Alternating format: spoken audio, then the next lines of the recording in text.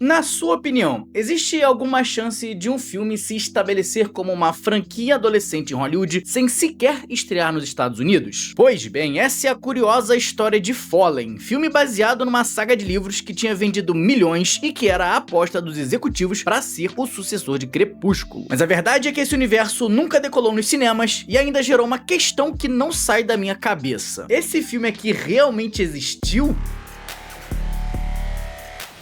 Qual é, galera? Eu sou o André Con, seja muito bem-vindo ao Conversando. E olha, já tem um tempinho que vocês vêm me pedindo aqui nos comentários pra eu falar da saga infanto-juvenil Fallen. Como eu não conhecia esse universo, eu fui dar uma pesquisada e a primeira coisa que eu encontrei foi o filme dos anos 90 com Denzel Washington. E aí não me parecia muito uma saga literária infanto-juvenil. Daí eu voltei nos comentários, vi que o pessoal falou que tinha anjos, procurei novamente, achei o tal Angel Has Fallen, uma saga com um Gerard Butler com um monte de explosão, de ação, e logo vi que também não era isso. Já achando que era coisa da minha cabeça, foi só na minha terceira pesquisa que eu fui encontrar o tal Fallen, filme de 2016 que vocês falaram. Você pode estar achando que eu tô zoando, que eu tô exagerando, mas eu vou te falar uma coisa.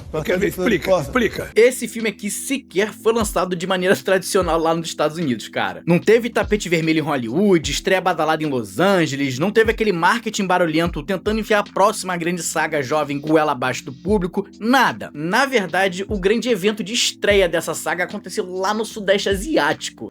É o quê? E por conta disso e por outras coisinhas que você vai ver nesse vídeo aqui, eu estou convencido que esse filme, na verdade, nunca existiu. Ele é, na realidade, uma memória implantada nas nossas mentes pelos bilionários lá do Vale do Silício, só para poderem enriquecer mais e mais, enquanto a gente ficar aqui debatendo quem é o próximo Harry Potter ou o próximo Crepúsculo. Ou simplesmente foi uma grande lavagem de dinheiro. Mas que tem alguma coisa esquisita com esse filme aqui, isso tem. Então, se você tava morando na Terra, você provavelmente não ouviu falar de Fallen, o filme de 2016 que se baseava numa saga de livros que fez algum sucesso com o público infanto-juvenil. Escrito pela autora Lauren Cates, esse universo deu cria a 4 livros e era claramente inspirada na maior história de romance gótico da época. E eu sei que muitas dessas obras eram inevitavelmente comparadas a Crepúsculo ou Harry Potter nessa época, algumas com certa razão, como é o caso de Instrumentos Mortais, outras com menos razão, como é o caso de 16 Luas, mas eu vou te falar uma coisa, eu acho que Fallen realmente leva o troféu dessa competição. Pelo menos no filme. No livro eu não sei. Esse filme aqui era um romantasy, ou seja, um romance misturado com fantasia, no qual a gente acompanha a Lucy, uma garota comum que é enviada para o reformatório Sword and Cross. Lá ela acaba conhecendo o Daniel, um rapaz que trata ela igual lixo, mas ela acaba sentindo uma atração incontrolável pelo garoto. Isso acontece porque, embora ela não saiba, ele é um anjo caído com o qual ela já tem uma relação há milhares de anos. Além do Daniel, existem outros anjos que também estão caídos e presos ao nosso plano, buscando um jeito de retornarem para o plano astral. Assim, cabe ao casal principal encontrar um jeito de ficar juntos, porque embora eles queiram fazer isso, existe uma maldição que pode acabar tirando a vida da protagonista. Nessa época, lá em 2010, existia um enorme faroeste para ver quem é que ia encontrar o próximo Crepúsculo ou Harry Potter. E aí a Disney olhou para esse universo aqui e pensou: olá, eu gosto de dinheiro. Aliás, já tinha até relatório dos executivos na época dizendo que a próxima trend do mercado infanto-juvenil seria a mitologia dos anjos, e não à toa Fallen iria fazer um grande sucesso, assim como o livro Hush Hush. Bom, a Disney tinha feito um acordo para produzir 4 filmes dessa saga, mas alguém lá não ficou satisfeito com essa ideia, e pouco tempo depois o estúdio desistiu desse plano, e quem assumiu a bronca foi a Lotus Entertainment. Para levar os anjos para tela, quem foi escolhido foi o Scott Hicks, diretor conhecido por vários títulos e que já tinha experiência com romances, tendo feito Um Homem de Sorte e Sem Reservas. Agora, pro roteiro chegou uma galera, vai anotando aí. O script ficou na mão da Nicole Millard e da Catherine Price, que só tinham escrito pro cinema Treinando o Papai, e junto delas chegou o Michael Arlen Ross, que tinha começado uma carreira fazendo o filme Turistas, que tem nota 5.4 no IMDb, e depois piorou fazendo Os Descartados, que tem nota 4.7. Fallen, inclusive, vai acabar sendo o melhor desses 3 filmes que eu citei e um dos melhores da carreira desse rapaz, que eu tenho certeza tem vários outros talentos talentos, mas eu acho que escrever script pro cinema não é muito a praia dele, não. Bom, como de costume para esse tipo de trama adolescente, não tinha chegado nenhum nome grande, e os papéis principais ficaram com a Addison Tinley e com o Jeremy Irvine. Bom, essa produção aqui não teve nenhum tipo de problema durante as suas filmagens, inclusive chegou a ter uma sequência anunciada ali em dezembro de 2014, antes mesmo do filme estrear. Só que mesmo sem nenhum problema, e depois que já tava tudo pronto, a nossa querida Manila deu um grande golpe nessa produção. Calma, se você tem uma amiga chamada Manila, não bate nela porque eu não tô falando dela. Cara, quem tem uma amiga chamada Manila? Muita gente, tá? Porque pra sua informação, Manila é um dos 90 mil nomes mais comuns do Brasil. Um abraço aí pra você, Manila, que está me assistindo nesse momento. Mas eu não tô falando da sua amiga, eu tô falando da capital das Filipinas, país onde aparentemente essa saga aqui tinha uma fanbase forte. Tanto é que foi lá que o estúdio decidiu fazer a grande estreia desse filme. Não foi nos Estados Unidos, não foi em Londres, não foi no Japão, foi nas Filipinas. Estranho, curioso? Pois é, eu também acho. Agora, o que a produção não achava é que esse filme aqui ia ser vazado, porque aparentemente esse filme vazou por completo antes mesmo da estreia, o que causou um enorme furdunço entre os executivos, e aí essa obra, que ainda nem tinha um acordo de distribuição para outros mercados, acabou vendo seus investidores se distanciarem ainda mais. Pra você ter uma noção, esse filme aqui só foi chegar nos Estados Unidos em setembro de 2017, um ano depois da estreia nas Filipinas e tendo passado ainda por vários outros mercados, como a Itália, a África do Sul e, claro, o nosso Brasil, onde ele veio engrandecer o nosso Natal em 2016. Claro, se esse filme tivesse existido, o que não aconteceu. E olha, falando desse lançamento lá nos Estados Unidos, na realidade ele foi algo bem simplório, tá? Sabe, toda aquela coisa de tapete vermelho, marketing, um monte de sala de cinema, não aconteceu nada disso. Foi um lançamento reduzido pros amigos e pra família e olhe lá. Agora, sabe o que é mais curioso nessa história de ter sido lançado em tantos lugares e ter sido algo bem simples lá nos Estados Unidos? É que assim, na minha cabeça, produtor de Hollywood só tem uma coisa em mente: dinheiro! Não tem essa de se o filme é bom, se o filme tá respeitando a arte, não. E aí se eu vou lá e eu coloco uma grana no investimento, o que eu espero é receber algo de volta, correto? E de maneira lógica, a jogada mais certeira seria o mercado norte-americano, o mercado doméstico, que é onde tá concentrada a indústria do cinema. E aí a gente pega o orçamento desse filme e não faz sentido essa obra aqui não ter sido lançada com alguma pompa, pelo menos lá nos Estados Unidos. Esse filme aqui custou 40 milhões de dólares. Ah, André, mas isso nem é muito pra um filme. Meu irmão, não é muito pra um filme, mas vai lá assistir Foley e me diz onde que foram parar esses 40 milhões de dólares, porque eu sinceramente tô até agora procurando. Bom, onde quer que esse dinheiro tenha ido parar, o que eu posso te dizer é que esse filme aqui não gerou o retorno que esses investidores esperavam. Olha, gente, como esse filme aqui não teve um lançamento normal lá nos Estados Unidos, a gente não tem nem os números de bilheteria doméstica pra poder entender quanto dinheiro que ele fez. Mas pelo menos a gente tem os dados internacionais pra ter alguma noção do que aconteceu. Vamos fazer uma breve comparação com outras obras desse mesmo ano que também eram sagas infanto-juvenis. Ó, O Lar das Crianças Peculiares fez 296 milhões, Convergente fez 179 milhões e A Quinta Onda fez 109 milhões. Com isso em mente, rufem os tambores, porque Fallen fez nada mais, nada menos que 2 milhões e 500 mil dólares.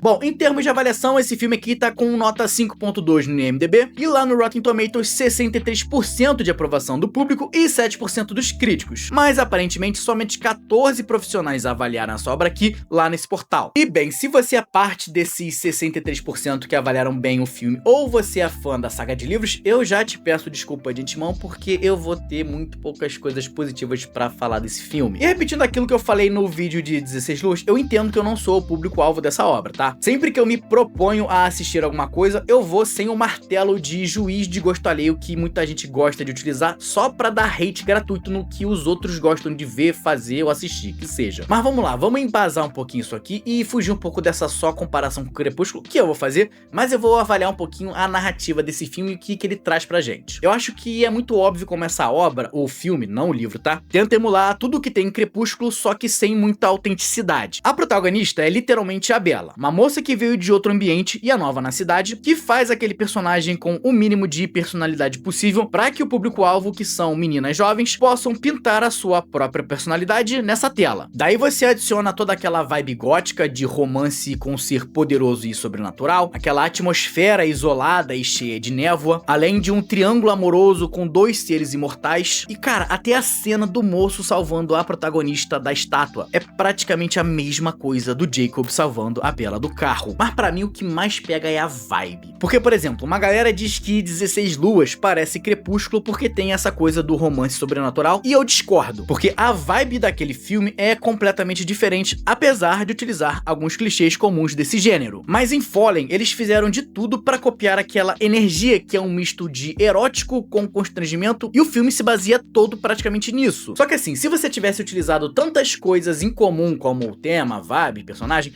mas tivesse feito uma história um tanto quanto diferente e interessante, ainda ia me dar algum tipo de material pra gente poder debater melhor sobre esse filme. Instrumentos Mortais fez isso, por exemplo. Tem uma vibe parecida, utiliza alguns clichês e dá pra comparar com a obra dos vampiros, mas também dá pra destacar muita coisa diferente. Só que com Fallen fica difícil porque esse filme não tem muita história pra destacar. A história aqui é muito simplória e eu acho que o filme se preocupa mais em passar uma vibe do que realmente contar uma narrativa engajante. Aliás, boa parte desse filme se baseia só em personagem encarando personagem. Os personagens ficam se encarando de maneira tão longa e tão exagerada que traz uma vibe constrangedora, só que assim, acontece com tanta frequência que chega a parecer uma paródia.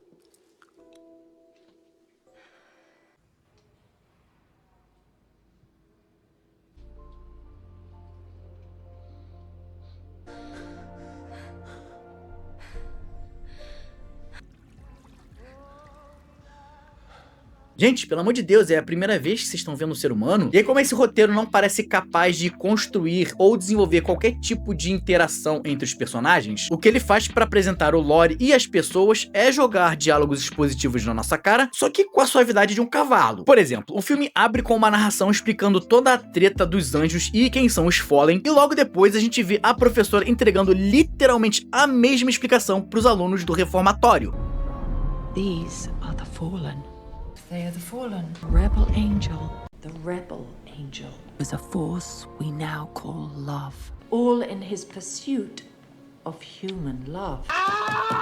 E por mais que esse filme utilize esses diálogos bem expositivos, eu ainda assim saí me perguntando um monte de coisa. Por exemplo, por que esses anjos só podem retornar em grupo e tem que ficar esperando o isentão lá decidir o que fazer? Como que o Daniel diz que tentou quebrar a maldição da Lucy dezenas de vezes, mas tudo que precisou dessa vez foi mostrar a sua forma de verdade? O cara nunca fez isso em centenas de anos antes? Se o grande perigo pra Lucy é que ela não é batizada, não dá só pra batizar ela agora? Então assim, eu acho que o filme gasta muito tempo com ambientação, com atmosfera, e muito pouco tempo com qualquer tipo de desenvolvimento desses personagens e do lore que ele tá apresentando. E bem, eu fiquei esperando algum conflito interessante aparecer, mas eu vou te falar, tem muito pouco. Com exceção da luta final lá dos anjos, esse filme aqui não traz nenhum tipo de conflito real entre os personagens. Muito embora eles estejam num ambiente hostil e perigoso, esse monte de adolescente problemático não faz absolutamente nada durante o filme, e quando finalmente parece que algo vai acontecer quando eles estão lá na balada, o filme faz um corte absurdo e sem sentido e leva a gente de volta pro quarto da Lucy. Pra quê, meu irmão? Deixa o conflito desenrolar, deixa eu ver o que vai acontecer, cara. Aliás, teve até um momento engraçado lá pro final do filme, que é quando aquela professora se revela como uma certa antagonista, e ela quer pegar a Lucy, quer atacar a protagonista, chega até a matar a amiga dela, mas na hora de ir pra cima da Lucy, ela prepara o ataque especial e simplesmente foge. Não era um ataque especial, era uma fuga porque o filme tinha que acabar. Eu, honestamente, acho que esse filme aqui precisava ter dedicado muito menos tempo a criar uma vibe, uma atmosfera e muito mais tempo em desenvolver a relação entre as duas amigas principais. Ele tinha que ter tido algum tipo de conflito que realmente importasse no filme, que aliás poderia até ter vindo da Molly, uma personagem que parecia interessante, mas foi completamente inutilizada nessa narrativa, e no fim das contas precisava de mais substância narrativa do que somente criar uma ambientação e jogar os lore na tela. Pra não dizer que eu não falei nada de positivo dessa obra, eu achei a melhor amiga da protagonista, a Pen, uma personagem convincente, e a batalha final lá, que tem os efeitos com as asas dos anjos, eu achei legalzinho também. Então assim, se tu quiser meter um My Chemical Romance no talo e deixar o filme passando aí pra você sentir as vibes trevosas nervosas dessa ambientação gótica, dessa romantasia, beleza, de repente dá pra se divertir. Mas pra mim não deu tanto, especialmente porque eu acho que esse filme na realidade nunca existiu. Fallen era uma nova aposta que poderia ter se tornado uma franquia de romance gótico nos cinemas, mas com um marketing inexistente, uma estreia realizada em mercados alternativos, e um roteiro que utilizava todos os clichês possíveis vindos de sagas famosas. Esse filme acabou ficando no hall de apenas mais uma adaptação infanto-juvenil sem muita coisa a acrescentar, e uma continuação nunca aconteceu. Antes de você, deixa aí nos comentários sugestões de filmes que realmente existiram pra gente poder falar aqui no canal. Valeu, gente, muito obrigado por me receber na sua casa, um abraço e até a próxima!